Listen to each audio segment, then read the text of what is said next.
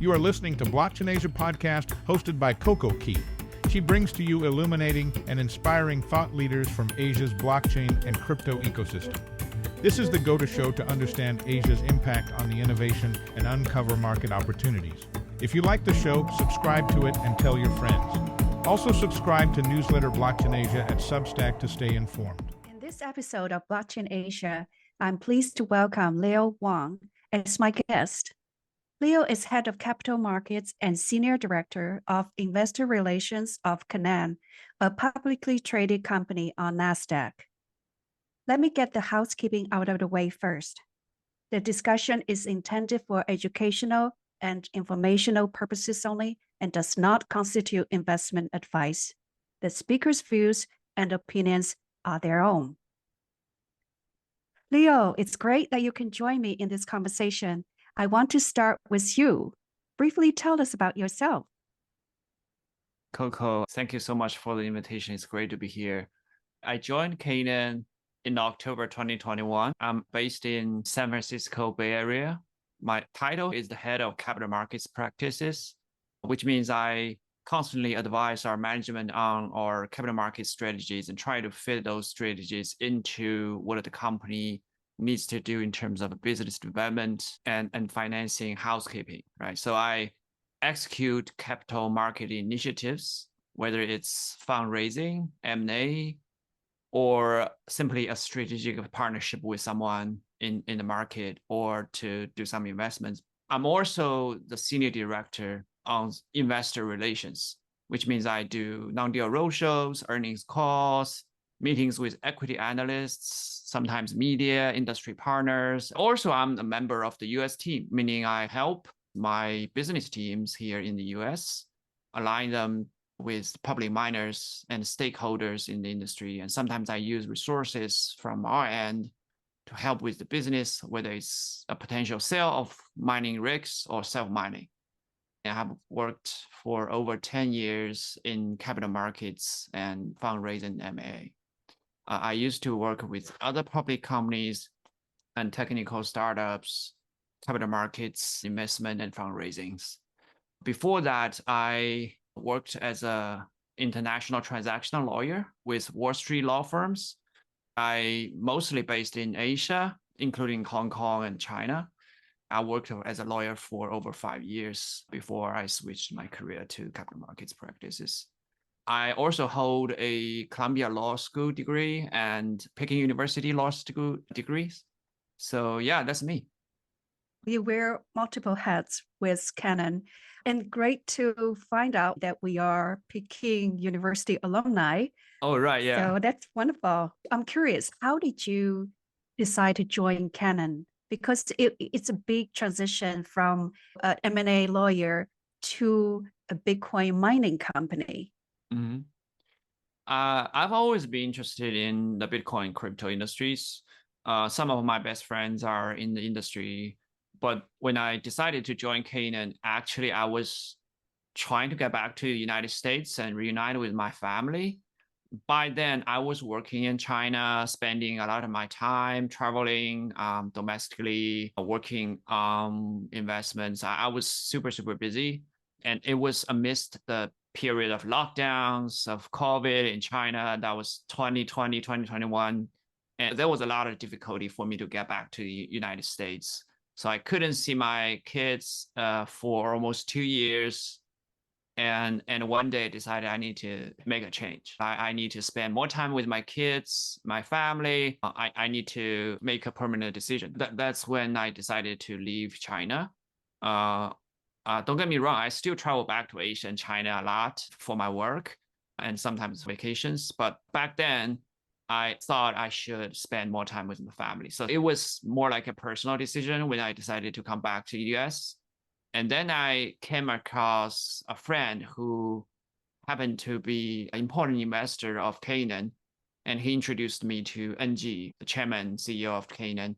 And we had a very good conversation. And I realized that Canaan was just finishing its IPO.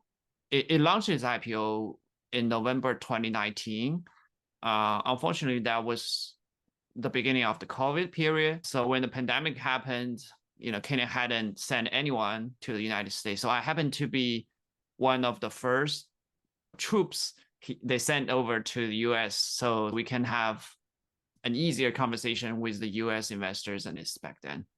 So when I joined Canaan and started my career in the US, I slowly built out a practice penetrating the Wall Street analysts and investors. And slowly I brought back some of the feedbacks on the market about Canaan's public image and our machines. And more people have come to the US since then because they wanted to focus on the US market, which is the most important market for the industry. And now we're getting much better compared to 2 years ago. And I hope we'll work harder and make things a lot better this year. When did Canaan go public? Can you remind me? Yeah, November 2019. Can you do a high-level introduction of Canaan? I also want to use this opportunity to learn more about your legendary founder and CEO, NG Zhang, or Nangong Zhang. His initial is NG, correct? Yeah, People yeah, call that's him correct. NG. Tell me about Canaan and NG. That's a very interesting question. Actually, he used to be a technical evangelist, and he was studying his PhD degree when he was doing some technical innovations as a side job, right? He sold some of the electronic innovations to overseas enthusiasts. And during that time, he realized that, remember, that was 2010. So there was no PayPal or any sort of that. So it was difficult for him to receive the overseas funding, and trust is always the problem. He came across Bitcoin. He found that Bitcoin can be a very good way to sell his innovations to people who had Bitcoin holdings, right? He started to receive Bitcoin as a payment, and he started to look into the white paper of Bitcoin. He was moved deeply by the vision. He's a visionist. He started to mine Bitcoin and to participate into the very early forums in China with some of the very early adopters of Bitcoins. And he started to use his knowledge and what he learned from school to develop FPGA chips for mining Bitcoins. Back then, everybody was mining with either CPUs, laptops, or AMD graphics, but FPGA was the first designated machines for Bitcoin mining. And then there was the news that some of the US and European developers decided to innovate a so-called ASIC mining machines, application specific. So the forum in China was largely concerned that whoever invented those ASIC machines will try to dominate the market. Because in the Bitcoin industry, there is something called 51% attack, which means if you can control more than 51% of the hash rate, you can actually initiate voting and try to change the rules of the Bitcoin blockchain. Because of that responsibility, NG decided to quit his PhD degree and started to work on that ASIC, initiative. So he happened to become the first team that successfully delivered an ASIC mining machine to the end users, and that was the end of 2012. And he formed the company called Canaan in 2013 with the other two co-founders. And there have been a lot of ups and downs, but as of today, Canaan is one of the 3 major providers of Bitcoin mining rigs. And we also do some self-mining, and we have AI chip business as well.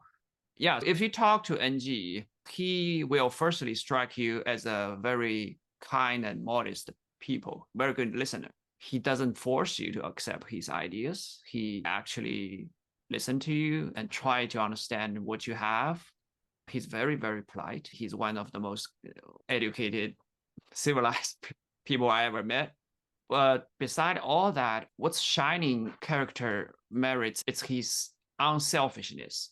He is ready to sacrifice everything to himself for the greater good.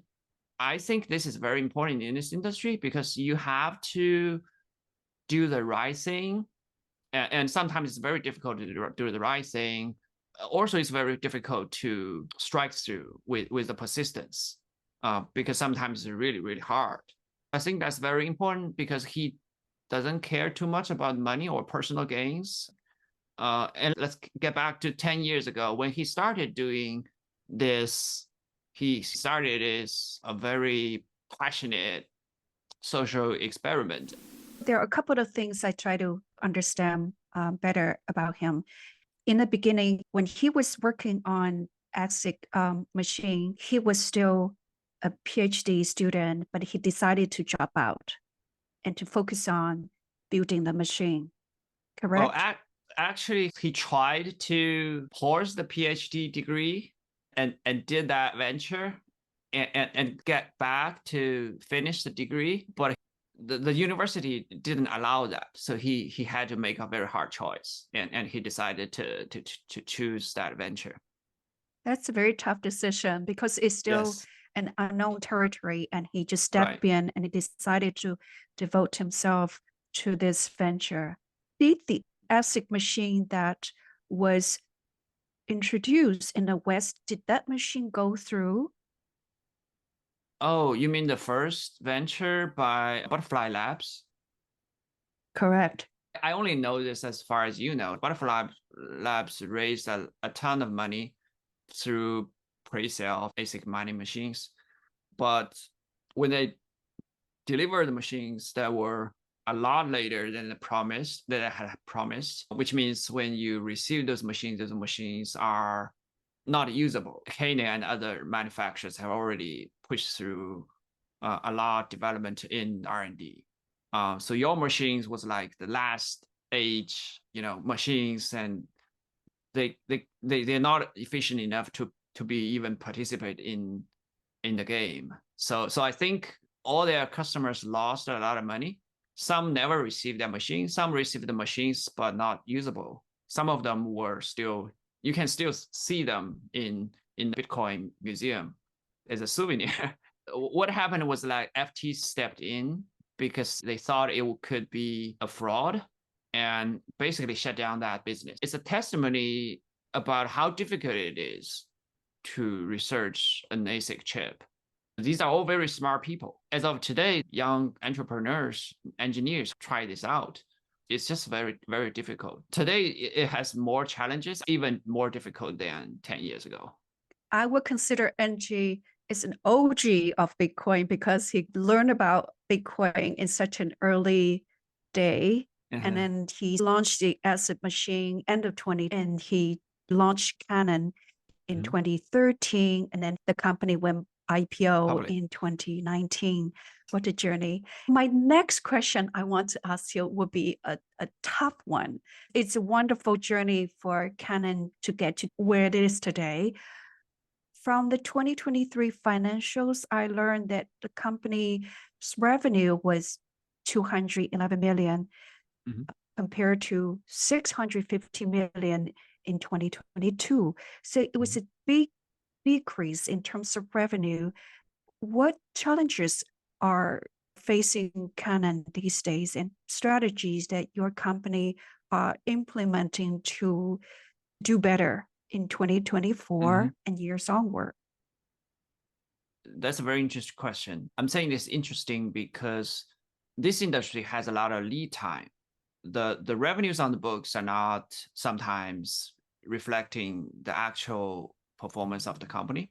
For example, right now it's the time for Bitcoin to start picking up to the next bull run, but the mining machines prices are still pretty much staying flat, which means we are not producing a lot of profits for our industry or for our investors. This is because the mining rig producer is always the last one to have a bull run in the Bitcoin cycle, but also it's the last one to be hit by a declining Bitcoin price. So when you look at at our books in 2022, it was reflecting a bear market performance.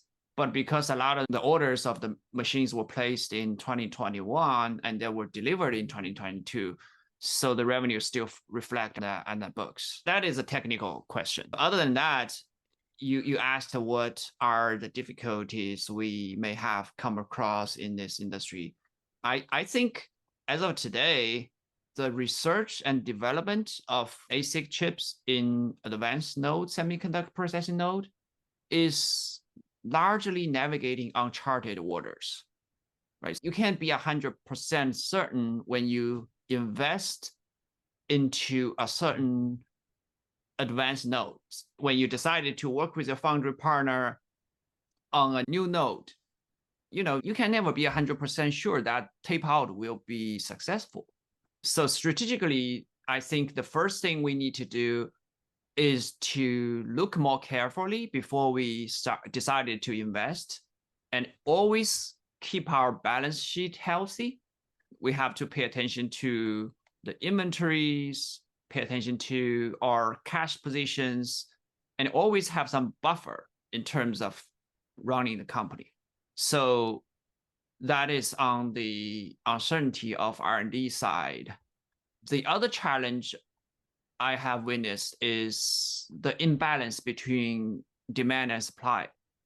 There is never a balanced market in Bitcoin mining machines, period. So it's either oversupply or it's over demand. So sometimes, for example, in 2021, during the COVID, when the supply chain was disrupted, nobody can get a machine. They pre-order machines for 6 months, for 12 months.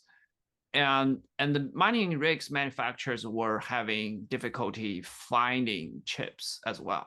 It was a big boom in the big Bitcoin machines prices, and everybody knows what happened next. But today, the demand and inventory is not balanced either. The demand is picking up, but still not large enough to consume the inventory on the market, especially when the halving coming. Everybody is, in a more hesitating way to start buying because they don't want to miss the Bitcoin rise. They want to hold Bitcoins rather than sell Bitcoins for Bitcoin machines, which explained why the sales on the market are a little bit soft right now. But to my point, the cycles of semiconductor development and the cycles of crypto is not matched, right? So for semiconductor development, it takes 6 to 12 months, sometimes even longer. So you have to invest heavily before you even have a machine. That means you need to tell when the crypto cycle is come out. The crypto cycle comes and goes, which means the demand comes and goes. But in terms of the next generation of mining machines, you have always tried to push forward. But that's also a very high barrier for new entrants. I think the third is more on the management. Because of the volatility of the industry, people tend to be very speculative in this industry. But if you want to manage a company properly, you have to be greedy when everybody else is cautious, and you have to be cautious when everybody else is greedy. So you have to stay cool. You want to make money, but also you want to stay cool and look at the longer goal. I think that's what's built into the industry and what's built into Canaan. This industry is full of surprises, and we have to be prepared for the surprise. Because supply and demand is not matching, what is the common practice for your company to manage the inventory? We try to know the market and learn what the miners are thinking. And we try to imagine if the hash rate and the Bitcoin price stay the same, what would happen in 3, 6, 12 months, what everybody else will be reacting. And we also have to pay close attention to our competitors' inventory, because sometimes they work in a mystery way in terms of securing their wafers and semiconductor chips. We need to have a forecast about the market supply And we also have to decide whether we want to get enough inventory for this generation versus next generation. You have to be competitive, but you also have to have enough inventory for the sales. It's hash rate or the efficiency that makes the machine competitive. Sometimes it's the services, sometimes it's delivery time, sometimes it's the availability, sometimes it's the shelf life, which means if you have a machine look good on paper to put it into use, you have to make sure that it lasts longer in severe weather. One of the things Canaan is proud of is our machines very welcomed by our users because they can tolerate extreme weathers and environmental conditions. For example, in Texas, Arizona, places with very hot summers, machines can run up to 100 degrees or even higher, whereas some of our competitors' machines would have to shut down or declock to keep moving. It's a tough job to forecast the Bitcoin price, but it's even more difficult to forecast the demand and supply in the market. But we have to do it. We have done it for over 10 years. How are you competing with companies like Bitmain or MicroBT? My understanding is their machines have higher efficiency than yours. Is my conclusion accurate? Yes and no. As of today, I would say at least 50% or even higher. The success rate of a generation miners relies on foundry partners' supply. So foundry plays a very important role in helping you. Canaan used to work with a foundry in China, and we have just decided to move to another foundry. And because we have improved our supply chain, our machines are catching up quickly to the highest standards in the market. And Bitmain is a formidable competitor. They have deep know-how in ASIC development. Their core development team still the same people as they started business, which means they know everything. They have very strong supply from TSMC, and they have very strong balance sheet. But this company is not very well managed because of their monopoly position in this market. They don't pay good care to their customers. We try to be a better partner with our mining partners. We care about their needs. We try to listen and try to do the best to help them with their software development, to help them to meet their challenges, whether it's locally or technically. We want to get them to buy better machines and do what's best for their operations rather than just to sell them more and more machines. United States is still relatively new in terms of mining. The history of Bitcoin mining here is relatively shorter compared to China, and it has a vastly different environment in terms of operations. US miners have learned a lot and learned quickly. It's important to spend a little more time just to get to know your customer and try to customize solutions for them to meet their standards. That's what we try to do. Based on the feedback, that is a big differentiator from the other two competitors.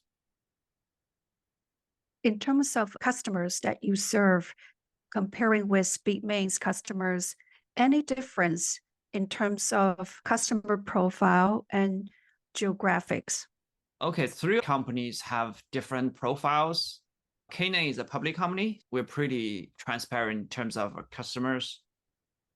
The other two competitors, they are private companies, so we have no access to their customer base, but we all sell globally. We have an online shop that has penetrated over 45 countries in the world. You can just buy directly from our online shop if you want to try out 1 or 5 machines once a time. We also sell a lot to the channels in certain geographic regions. And last but not least, the most important buyers in this industry is always the large miners. This market is relatively simple because the manufacturer is very close to the end users of the machines. If you compare them against computers, mobile phones, they rely heavy on sales channels. But in this industry, because the users know what's the best for them, and it's a relatively small industry, other than the COVID period, we're pretty much accessible. If you want to compare across different manufacturers, we don't pick customers. We have some rules in this industry. For example, you have to pay and then you take delivery unless you're a super important customer to us. That's the same for the other two. Everybody else trying to get into the industry, it's pretty hard for them because the technical barrier, very long lead time, the need to get support from the foundry partner, and capital intensive. In the foreseeable future, it will still be the three manufacturers trying to move to the next generation and trying to help our miners practice more effectively. The competition in this industry is going to sustain. We didn't get a chance to talk about Canaan's product lines or services. Can you quickly walk us through what your offerings are? Oh, sure. We have mining machines as our major business. The most advanced machines we sell are Avalon series, which means it's our 14th generation of machines in history. We are moving to the next generation as we always do, but we don't announce it until we see the machine's performance and delivery time. So we don't know yet. Other than the machine themselves, we can also provide so-called solutions to our customers, whether it's air-cooled or immersion-cooled mechanisms. So it means we provide things like containers and supporting devices to help you quickly set up a mining practice. We also have a self-mining business. We use our machines to work with either mining site hosting partners or mining companies in a joint mining program. This year, we should expand our self-mining with a lot of effort. And other than that, we have an AI business. We produce AI chips. We started that business in 2016. It's been almost 8 years now. It's a relatively small business in this company. For AI business, you started in 2016. That's quite early. Right. Are you going to serve the same blockchain crypto industry or serve different industries outside? Our current offering on AI chips are so-called edge chips, which means we sell our AI chips to companies that design consumer electronics like cameras, translators, educational devices, robots, even drones. When they put our chips in, the chips start to have ability to learn from different occasions and use cases. For example, if you have a smart doorbell with video recognition and you put our Canaan AI chips in that device, it will get smarter and smarter because each time it recognizes a face of your family member, the next time it takes them less time to recognize the same face. It's how AI works in those edge devices. But it's still a relatively small market. We're constantly looking for opportunities. Are you going to spin it out of Canaan to set something up separately? Good question. We actually talked about that in one of our earnings calls in the past. I'm really glad you asked that question. We're looking for support from investors so we can have a value added to that business. And if time and resources allow, we would spin off that business from our major businesses. So the company, as a public company, can focus on our Bitcoin strategies more effectively. The fourth Bitcoin halving is approaching. It's a very good timing to talk about what is a good or bad thing for Bitcoin miners and any particular opportunity or challenge for mining machine manufacturers like Canaan. That's a good question. I think the halving itself is a challenge to everyone in the short term, but it's a good thing in the longer term. It is a good thing. Let me start by the good side. So the good thing is that historically, sometimes before the halving, sometimes after halving, if history is any indication of the future, the price of Bitcoin will increase significantly. It has always been, right, for this cycle. But sometimes it happened after the halving, sometimes before. For this cycle, seems to have already started. The reason being is that people in this market, especially traders of market, would think that the selling force by the miners who are natural sellers of coins will decrease after halving. As of today, the miners sell 900 Bitcoins in a day to the market. Actually, they mine 900, but they will sell most of it to the market. But after that, it will be cut in half to 450 Bitcoins in a day. That could be a very big push for the Bitcoin price. It's more people's mindset because people think it's a big push. They'll start to long Bitcoin price will go up. That's one of the reasons. And there are a couple other theses, but the reality is after each halving, Bitcoin price will go up. Sometimes it will go down first. And it's also a good thing because it helps cleansing the industry. Right now, there are operating companies in this industry which are not as efficient as it should be. And when the Bitcoin halving kill those inefficient practices, whether it's mining sites or self-mining operators, that will help the resources to get allocated to people who can manage them more effectively. And that's like a self-cycling of the industry every 4 years. In my opinion, halving is very necessary for this industry. And it's also a good thing for us as a manufacturer of mining rigs, because a lot of the Bitcoin miners will have to decide whether they want to replace the miners for more efficient ones. If they don't do that, those miners will not yield enough to pay for the costs. It's also a good thing for the mining rig development. It gives us the capital to develop the next generation to prepare for the next halving. That is how this market goes on and on and on. And Bitcoin price plays a very important role in this cycle, because if you have an asset class that keeps appreciation, everyone will be interested in buying some of it. And the penetration of the whole crypto world will increase. Do you think that with each halving and with the elimination of those less productive miners, there will be more and more consolidation of miners? In the end, in the market, there will be only a handful of major miners. It's not good for decentralization, the ethos of Bitcoin. What do you think of this scenario? That's not something to worry about, because it's actually the opposite. Bitcoin mining has 2 or 3 very important fundamentals. The first is the Bitcoin mining machines price and efficiency.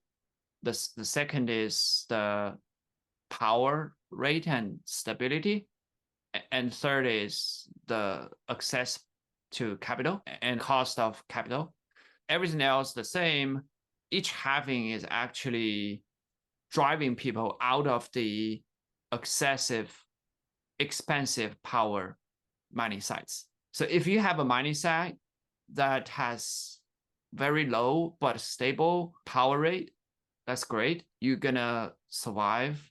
If you don't have it, then probably you should consider leave that industry at some point. And halving is giving you that triggering time, because you have to close that out.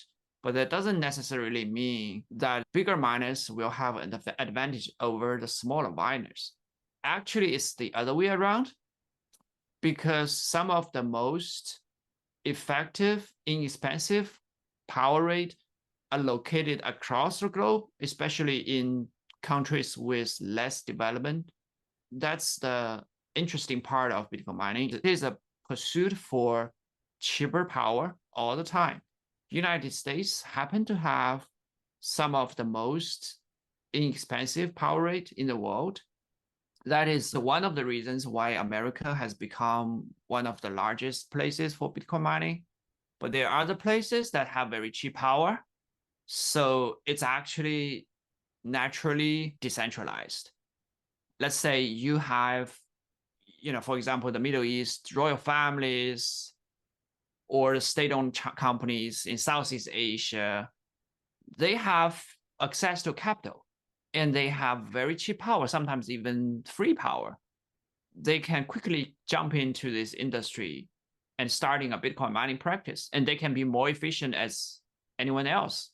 But if you have a very big miner, let's say a public miner, and you try to expand, you will come across restriction or limitation in terms of the regions, access to the local communities. It's more like a fair play in this industry. If you're larger, it doesn't mean you can scale at a more efficient way than smaller miners. You don't have to worry about consolidation and the end of decentralization. That's a good point. Does your company see any increase in the demand for new and more powerful machines in the past few months? Yes, for the last quarter of 2023, we have already seen new orders picking up. The first quarter of 2044 is usually a quiet period because the miners are available in the market, but the mining companies decided to hold for a while because they don't want to spend a lot of capex on the miners, which cannot be allocated to the mining machine operating sites, because it takes some time to receive those miners, test them, and deploy them. If you can plug in, why don't you stay until the halving comes? I guess this quarter is relatively quiet, but after halving, we'll see a booming demand in the market. It's very different from what I thought. I thought the miners would load up with newer machines to prepare for the halving. Thank you for explaining. How about switching gear? When it comes to hash rate, which country and region has the most hash rate? Because before China had over 50 of that, but since 21 or 22, things changed and US is picking up. What is the picture right now?